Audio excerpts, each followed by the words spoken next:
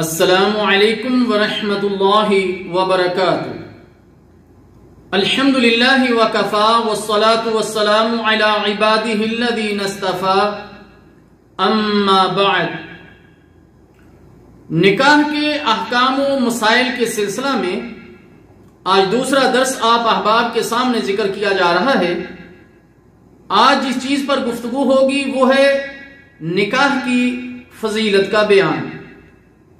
نکاح انسان میں شرم و حیا پیدا کرتا ہے۔ نکاح آدمی کو بدکاری سے بچاتا ہے۔ سیدنا عبداللہ رضی اللہ تعالی عنہ سے روایت ہے، رسول اللہ صلی اللہ علیہ وسلم نے ارشاد فرمایا، اے جوان لوگو، تم میں سے جو استطاعت رکھے وہ نکاح کرے، اس لیے کہ نکاح آنکھوں میں شرم پیدا کرتا ہے اور شرمگاہ کو زنا سے بچاتا ہے۔ اور جو شخص خرچ کی طاقت نہ رکھے وہ روزے رکھے، کیونکہ روزہ اس کی خواہشات نفس کو ختم کر دے گا۔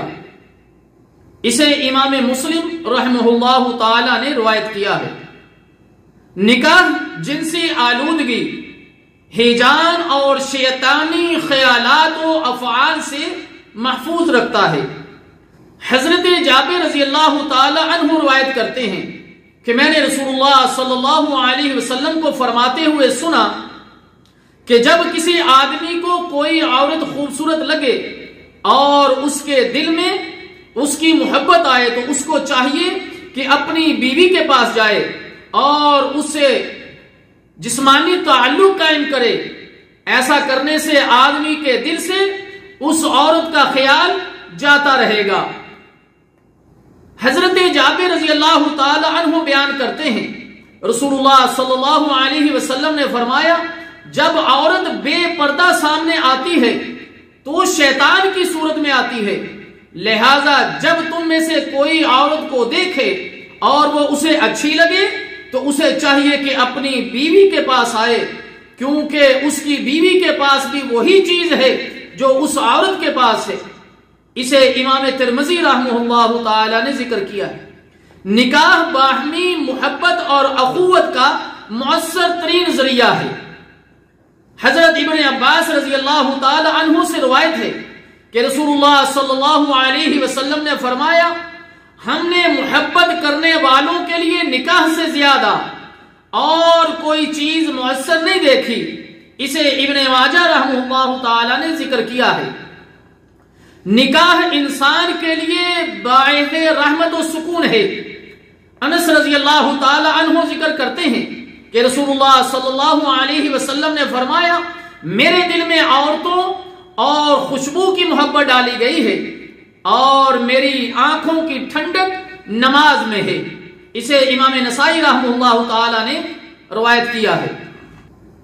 حضرت انس رضی اللہ تعالی عنہ کہتے ہیں، رسول اللہ صلی اللہ علیہ وسلم نے ارشاد فرمایا، جب کوئی شخص نکاح کر لیتا ہے تو اپنا آدھا دین مکمل کر لیتا ہے، لہذا اسے چاہیے کہ باقی آدھے دین کے معاملہ میں اللہ سے ڈرتا رہے۔ اسے امام باقی رحمہ اللہ تعالی نے روایت کیا ہے۔ جو شخص گناہ سے بچنے کے لیے نکاح کا ارادہ کرے، اللہ تعالیٰ جل شانہ اس کی ضرور مدد کرتا ہے۔ حضرت سیدنا ابی ہریرہ رضی اللہ تعالی عنہ روایت کرتے ہیں کہ رسول اللہ صلی اللہ علیہ وسلم نے ارشاد فرمایا، 3 آدمیوں کی مدد کرنا اللہ تعالیٰ کے ذمہ ہے۔ نمبر 1، وہ غلام جو آزادی کے لیے اپنے مالک سے معاہدہ کرنا چاہتا ہے۔ نمبر 2، برائی سے بچنے کے لیے نکاح کرنے والا۔ نمبر 3، اللہ کے راستہ میں جہاد کرنے والا۔ تو ان 3 لوگوں کی نیت پر اللہ تعالیٰ جل شانہ ان کی مدد ضرور فرماتا ہے۔ اسے امام نسائی رحمہ اللہ تعالی نے ذکر کیا ہے۔ حضرت انس رضی اللہ تعالی عنہ سے روایت ہے، نبی مکرم صلی اللہ علیہ وسلم نے ارشاد فرمایا، محبت کرنے والی اور زیادہ بچے جننے والی عورتوں سے نکاح کرو، کیونکہ میں قیامت کے روز دوسرے انبیاء علیہ السلام کے مقابلہ میں تمہاری وجہ سے اپنی امت کی کثرت چاہتا ہوں۔ اسے امام احمد اور امام طبرانی رحمہ اللہ تعالی نے ذکر کیا ہے۔